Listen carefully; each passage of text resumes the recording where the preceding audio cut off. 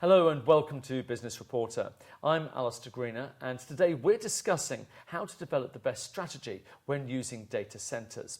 And joining me is Ricky Cooper from Digital Realty. Good morning. Good morning. So what are the biggest challenges facing organisations when choosing their data storage needs?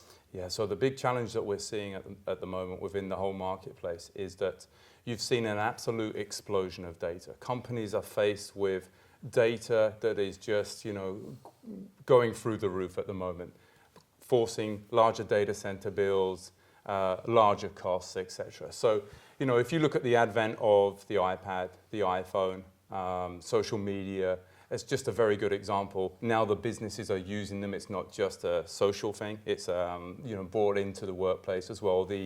Look at the apps that are out there at present. So all of this, we're seeing all of this will be connected by the Internet of Things. By the year 2020, we believe there's going to be 25 million apps.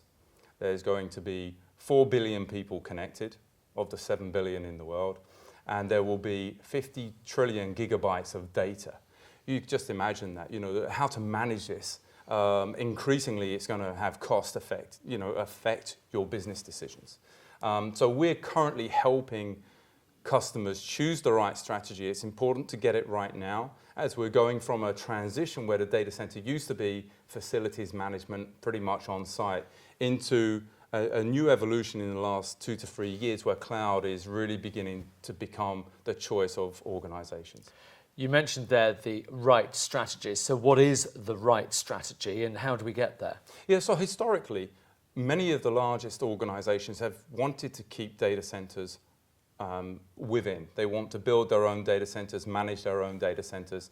They have a whole team of IT people working within those data centers. So the problem is that they're now getting away from their core business. I've seen financial organizations that have more IT staff than some of the world's leading IT organizations. And this is untenable, but the data explosion has really fostered this because it's getting larger and larger, so you just grow your team.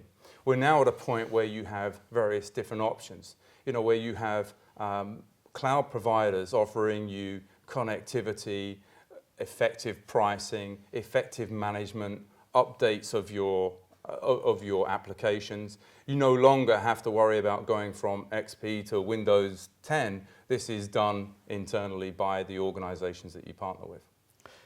So you talked there about private, public and hybrid. So which one do we choose that's going to be best for us? Well, that's the key word. I mean, we have a choice now. I think in the past we didn't. We're trying to build it all ourselves, as I mentioned. Now you have a choice. So if you look at the public cloud, we're seeing many of the organizations beginning to separate their IT environment, going to the public cloud. So this offers you a change from the usual way of purchasing. Usually you pay up front, build your own data center. Here you have a situation where you've got a monthly fee. So you're going from a CapEx to an OpEx model, which makes it predictable. You know what your fees are going to be. In the old model, it was guesswork. You could get spikes affecting your business absolutely anywhere. So here it's also managed by experts in chosen applications, which is very different to being a generalist of all IT. So that's another big change that we're seeing. When you look at when you look at the private cloud, you're seeing some of the applications that customers have, they need to keep on site. They need to keep that, or they need to keep it on site, or need to keep it managed. This could be some of the large file systems that have legacy, that have been with organizations for a long, long time. They are central to their IT strategy, and there's no easy fix. By pulling pieces off, sending them to the private cloud at a chosen time, allows, again, you to make some decisions about some of the historical data that you have. So, you keep some on site, you move all that you can off site and make it more predictable. Then you have the hybrid cloud. We're seeing 50% of the customer base at the moment choosing this hybrid cloud, a mixture of public and private. It gives you choice, gives you options, allows you to transform what has been, as I said, a facilities-led discussion into a more IT-led discussion, a more IT-led future. You've given us some great examples of how you can mix and match your choices and so on. Perhaps you can give us some examples of how you have helped organizations with their cloud strategy. Yeah, this is another good question. We've seen many of our customers start off as a relatively small startup company and grow with us across our global portfolio, taking customers from the US into EMEA and then across into Asia Pac as they grow. We've had one particular customer, a social media customer, that has done this with us, starting, as I say, as a startup, growing into a listed company on the stock exchange. So, you know, we have a lot of great experience in this area. We've got one particular instance now where we're working with a large advertising agency who have many different requirements. So some of it is for us to purpose build for them. They manage that data center.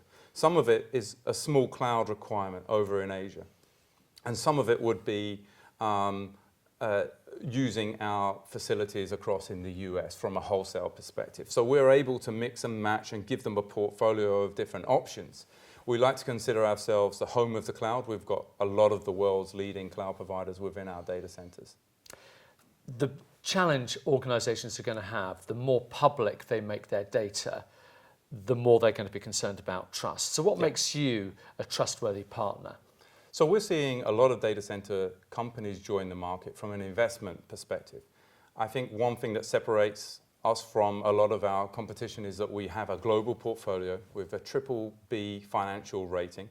We are the home of the top 5 cloud providers, the top 3 social media providers, 9 of the top 15 investment banks. So we have a proven ability and a proven foundation to help customers with their needs. I mean, this is a rapidly changing environment with more and more data storage required. Let's fast forward a little bit. Where do you see this industry being in, say, the next 5 years or so? Yeah, this is an exciting question and one that's very close to my heart, the future of growth of IT and the future of growth of data centers. So, you know, everything that we're seeing explode within the IT world at the moment, robots taking jobs, driverless cars, driverless trains, driverless trucks, software-defined data centers, if you want to make it a bit more IT specific. All of this will need to be underpinned by a data center. So as we move into this whole new world, we're seeing surgeons now able to take 3D images of a heart, which is totally transforming their business. We're seeing insurance companies able to put widgets onto washing machines and take data from that and predictively send you somebody to fix a broken machine. Lots of different initiatives are happening within the IT industry, which is affecting business and making them competitive. Now, as this grows, the data center becomes key. It's the heart of all of this IT transformation. Well, you've given us a fascinating glimpse into data strategy now and in the future. Ricky Cooper from Digital Realty, thank you very much indeed. Thank you.